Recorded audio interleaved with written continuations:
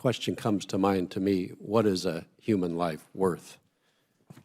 A just, compassionate, and evolved society views human life as worthy of dignity and respect and protection. The mere idea of any entity profiting financially as a result of the loss of human life is not only repulsive, but I think morally repugnant. Horrifyingly, there are both individuals and corporations who take the atrocious step of placing a monetary value on the tissues, on the organs, and by consequence, the life of unborn children.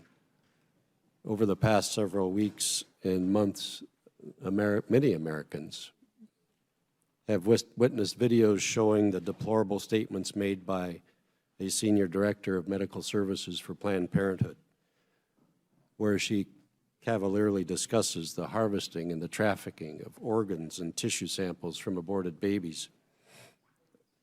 America watched in disbelief as another medical director discussed negotiating the value of a human being when she suggested that each fetal sample be priced individually to see how much it could get for it. And in yet another instance, a research director callously indicates that altering the abortion process results in intact fetal cadavers and increases the number of line items. I was repulsed by the horrific content contained in the first Planned Parenthood video that was released. I think Congress must take action to ensure that taxpayers are not unknowingly accomplices in the taking of an innocent human life. Taxpayers are currently the largest funding source for Planned Parenthood, providing the organization with more than $500 million in last fiscal year alone. No American should be forced to support the callous and immoral actions perpetuated by Planned Parenthood.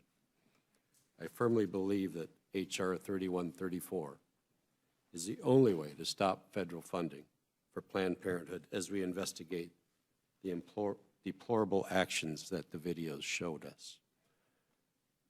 I also want to address a misconception about this bill, and I've heard this several times this evening. Do not be coerced into believing that we are facing what we could call a Sophie's choice. We are not being forced to choose between supporting the health of our nation's women and forcing taxpayers to support abortions. That is not the choice.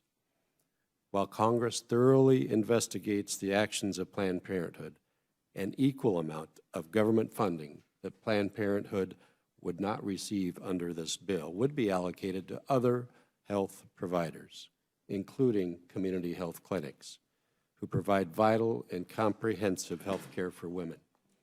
Across the nation, there are over 13,500 of these community health clinics, compared to fewer than 700 Planned Parenthood clinics. In the state of Washington alone, there are 12 healthcare clinics available to provide vital services to women for every one Planned Parenthood clinic.